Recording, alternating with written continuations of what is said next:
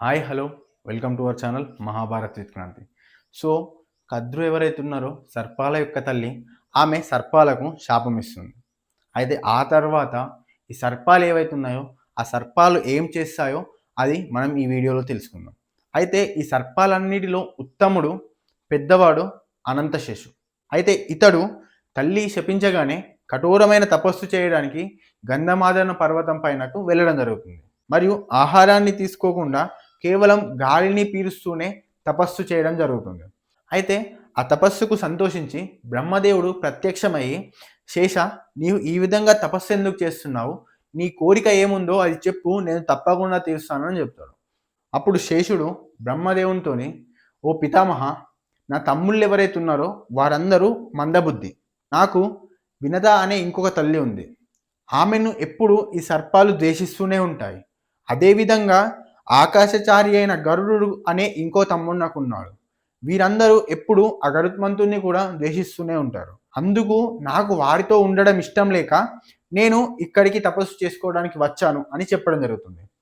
అయితే అప్పుడు బ్రహ్మదేవుడు, సరే నీ తపస్సుకు మెచ్చాను, నీకు ఏం కోరిక కావాలో కోరుకో అని అనగానే అప్పుడు శేషుడు, నా బుద్ధి ఏదైతుందో అది ఎప్పుడు ధర్మంలోనే ఉండాలా, ధర్మం వైపే నా బుద్ధి నడవాలా అని చెప్పడం జరుగుతుంది.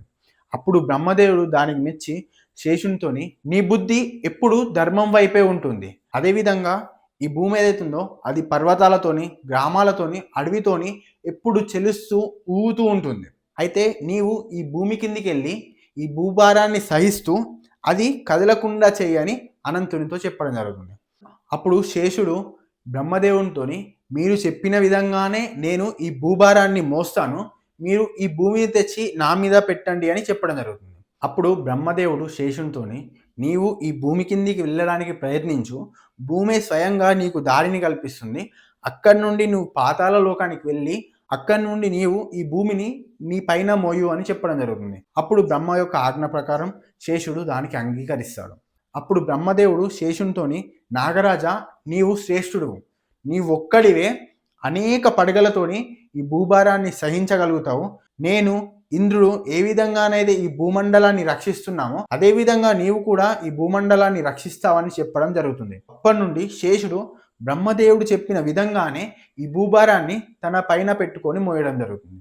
అయితే ఈ శేషుడు ఎప్పుడైతే వెళ్ళిపోతాడో అప్పుడు నాగులందరూ కలిసి దేవతలందరూ ఏ విధంగానైతే ఇంద్రుడికి అభిషేకించారో ఆ విధంగా వాసుకిని వాళ్ళ యొక్క రాజుగా అభిషేకిస్తారు. అయితే వాసుకి రాజు కాగానే తన సోదరులందరినీ పిలిచి ఈ తల్లి ఏదైతే శాపం ఇచ్చిందో దాని నుండి ఎలా తప్పించుకోవాలని ఆలోచించసాగుతాడు. వాసుకి రాజు కాగానే తన తమ్ముళ్ళందరినీ పిలిచి ఈ విధంగా అంటాడు, మనము దేని నుండన్నా తప్పించుకోగలుగుతాం, కానీ తల్లి శాపం నుండి తప్పించుకోవడం అనేది చాలా కష్టం. కాబట్టి మనం ఈ శాపం నుండి ఎలా తప్పించుకోవాలో మనం ఆలోచిద్దామని చెప్పడం జరుగుతుంది. ఇలా అనగానే కొందరు, మనము కామరూపధారులం, అంటే మనం ఏమనుకుంటే ఆ రూపం ధరిస్తాం, కాబట్టి మనం బ్రాహ్మణుని యొక్క వేషంలో వెళ్ళి జన్మేజయుడి దగ్గర యాచిద్దాం, మరియు అతడు ఎప్పుడైతే మనం ఏది అడిగితే అది ఇవ్వడానికి ఒప్పుకుంటాడో అప్పుడు మనము ఈ యాగం చేయవద్దు అని చెప్తాం అని కొందరు చెప్తారు. ఇంకొందరేమో మనము జన్మేజయుడి దగ్గరికి వెళ్ళి తన యొక్క మంత్రులుగా ఉండి అతను ఎప్పుడైతే మనల్ని సలహా అడుగుతాడో అందరి క్షేమం కోసం ఈ యాగం చేయవద్దు అని చెప్దామని కొందరు అంటారు. ఇంకొందరేమో అక్కడ యాగం చేయడానికి ఎవరైతే ముఖ్యుడు వస్తాడో అతన్ని కాటేద్దామని కొందరు అంటారు. అదేవిధంగా అక్కడ బ్రాహ్మణులు ఎవరైతే ఉన్నారో వారందరినీ మనం కాటేద్దామని ఇంకొందరు అంటారు.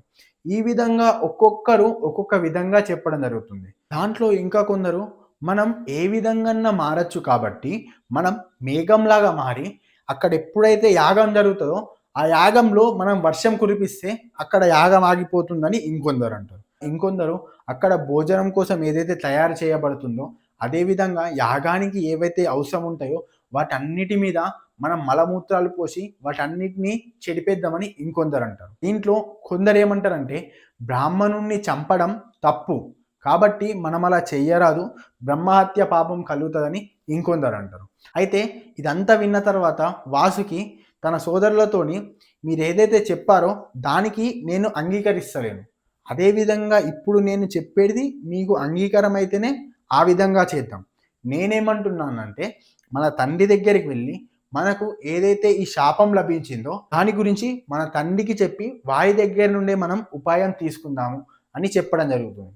తర్వాత ఈ సర్పాలు ఈ శాపం నుండి తప్పించుకోవడానికి ఏం చేస్తాయి, ఏ విధంగా ఈ శాపం నుండి తప్పించుకుంటాయి, ఇదంతా మనం నెక్స్ట్ వీడియోలో చూద్దాం. ఒకవేళ ఈ వీడియో నచ్చినట్టయితే లైక్ చేయండి, మన ఛానల్ని సబ్స్క్రైబ్ చేసుకోండి. అదేవిధంగా ఫ్రెండ్స్ ఎవరైనా ఉంటే వారికి షేర్ చేయండి. Thank you.